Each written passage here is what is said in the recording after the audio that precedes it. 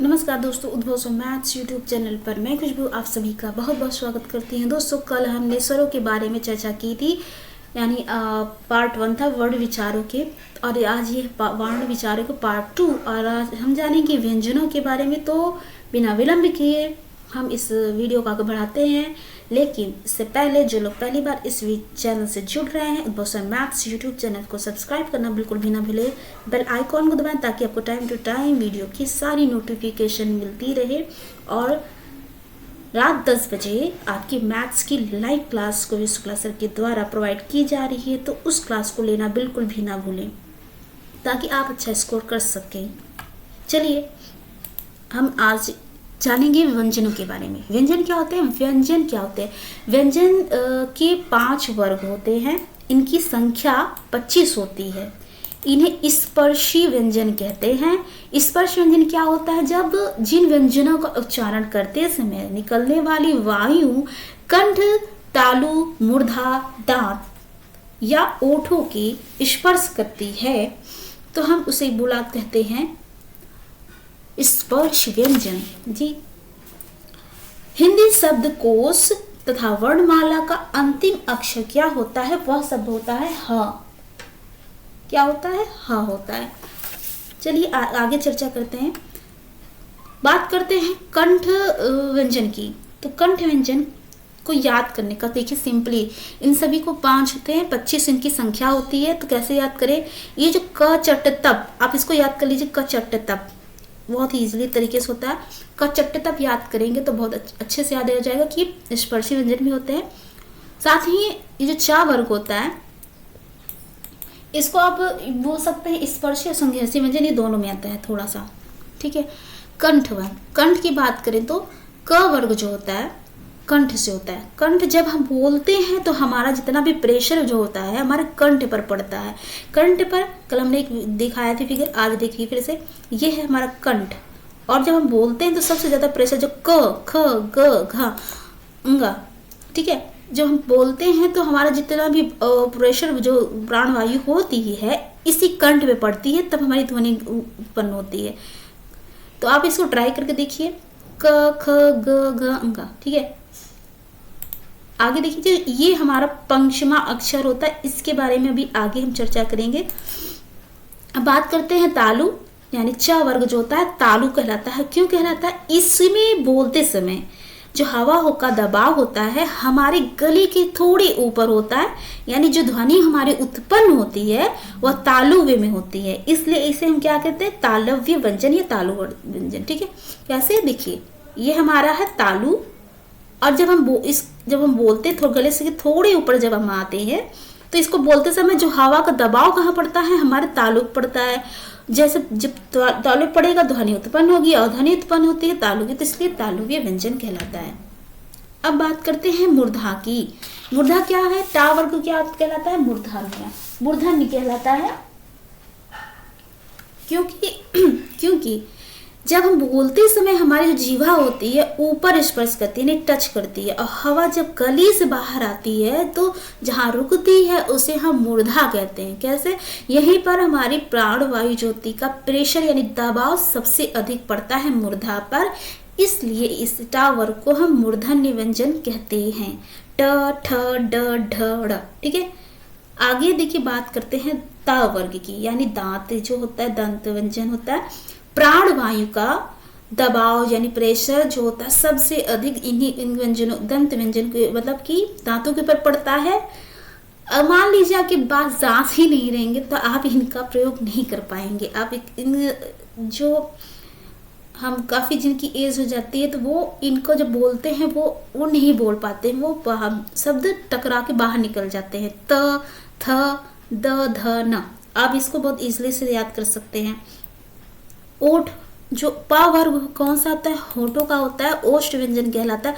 अब इनका जो प्रेशर जो पड़ता है, हमारी जो प्राणवायु होती है, दबाव होता है, प्रेशर जो होता है होठों पर पड़ता है, इसलिए इन्हें ओष्ठ व्यंजन कहते हैं। प, फ, ब, भ, म।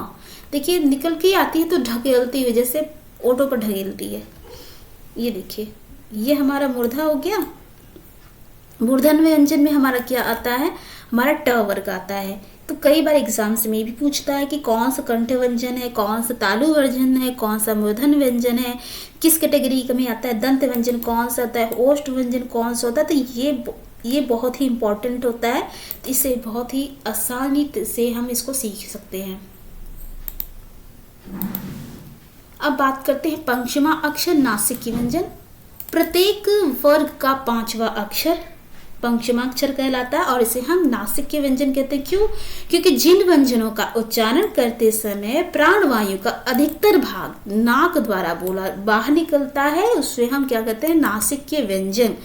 अंगा इया नामा, ठीक है, ये बहुत आसानी से आप याद कर सकते हैं। तो पंचमा अक्षर क्या होते हैं, अंगा इया नामा, और इन्हें नासिक के व्यंजन कहते हैं। क्यों? क्योंकि इनका अधिकतर जो प्राणवायु का अधिकतर जो भाग होता है नाक द्वारा बोला जाता है, ठीक है, बाहर निकलता है। अब बात करते हैं अंतःस्था व्यंजन या रा ला वा। ये भी बहुत ही इंपॉर्टेंट होता है, क्योंकि ये जो है या रा ला वा कई बार एग्जाम्स में पूछे गए हैं कि, और इसमें कई ऑप्शंस दे देंगे, आपको पूछेगा अंतःस्था व्यंजन कौन सा है। तो अंतःस्था व्यंजन हमारे या रा ला वा होते हैं, ठीक है, या रा ला वा। क्यों होते हैं? इनका जो उच्चारण होता है जीभ, तालु, दांत और ओठों के परस्पर सटाने से होता है, लेकिन कहीं भी पूर्ण स्पर्श नहीं होता, इसलिए अंतःस्थ व्यंजन कहते हैं। तालु, दांत और ओठों के परस्पर सटाने से होता है, लेकिन कहीं भी स्पर्श नहीं, पूर्ण स्पर्श नहीं होता, इसलिए ये अंतःस्थ व्यंजन कहलाते हैं। अब बात करते हैं या और व की। या और व, या और वा को हम क्या कहते हैं? या और वा ऐसे इन वर्ण होते हैं जिन्हें हम अर्धस्वर कहते हैं। क्यों कहते हैं अर्धस्वर? बोलते समय या और वा को बोलते समय स्वरों से ज्यादा समय लगता है और बाकी व्यंजनों से कम समय लगता है, इसलिए इन्हें अर्धस्वर कहते हैं, लेकिन ये व्यंजन ही कहलाते हैं, ठीक है। अब बात करते हैं रा की। रा जो होता है इसको हम कहते हैं लुंठित व्यंजन। क्यों कहते हैं? जब हम इसका मतलब बोलते हैं, जब हम बोलते हैं इसमें रा जब बोलते हैं, इसको बोलकर आप देखिए, रा जीभ हमारी जो जीवा होती है ऊपर जाती है, ऊपर जाने के बाद बेलन की तरह मुड़ जाती है, फिर ध्वनि आती है, तो उसकी वजह से हम इसे कहते हैं लुंठित व्यंजन, ठीक है। कई बार एग्जाम से में पूछता है, ऑप्शन देगा आपको कि कौन से इसमें से लुंठित व्यंजन है, तो आपको मालूम रहेगा तो आप आसानी से इसको टिक कर सकेंगे। बात करते हैं ला की। ला को हम क्या बोलते हैं? पार्श्विक व्यंजन। पार्श्विक व्यंजन मतलब क्या होता है? जब हम बोलते हैं तो हमारी जो जीवा होती है, ऊपर वाले जो दांत होते हैं हमारे, उसको स्पर्श यानी टच करती है, जीवा वहीं रहती है, और अगल बगल से जो साइड में जो प्लेस हवा होती है वहां से जो हवा निकलती है, उसकी वजह से हम इसे पार्श्विक कहते हैं। क्या कहते हैं? पार्श्विक। तो ला हमारा पार्श्विक व्यंजन कहलाता है। क्यों कहलाता है? क्योंकि जब हम इसको बोलते हैं तो हमारी जो जीवा होती है ऊपर दांतों में स्पर्श करनी टच करती है, वहीं रह जाती है, लेकिन अगल बगल से जो हवा निकलती है उसकी वजह से हमें पार्श्विक व्यंजन कहलाता है। आपने सुना होगा लता मंगेशकर एक पार्श्विक गायिका है। पार्श्विक मतलब जो पीछे हो, फ्रंट पे आप देखते हैं कि कोई और गाता रहता है और बैक पे तो वो उनकी आवाज रहती है। अब बात करते हैं ऊष्म व्यंजन। ऊष्म व्यंजन क्या होता है? श, सा और ह। कई बार इसको लोग बड़ी कंफ्यूज हो जाते हैं कि इनमें अंतर नहीं कर पाते हैं, लेकिन इनका सबका यूज जो होता है अलग अलग होता है। श उच्चारण भी इनके अलग अलग होते हैं, श, स और सा और ह, ठीक है।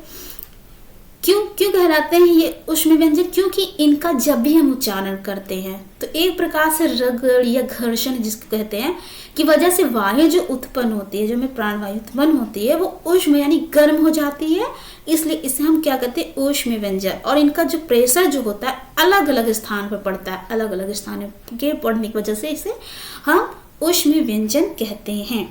तो आप याद रखिएगा, ये भी बहुत इंपॉर्टेंट है कि ऊष्म व्यंजन कौन कौन से होते हैं।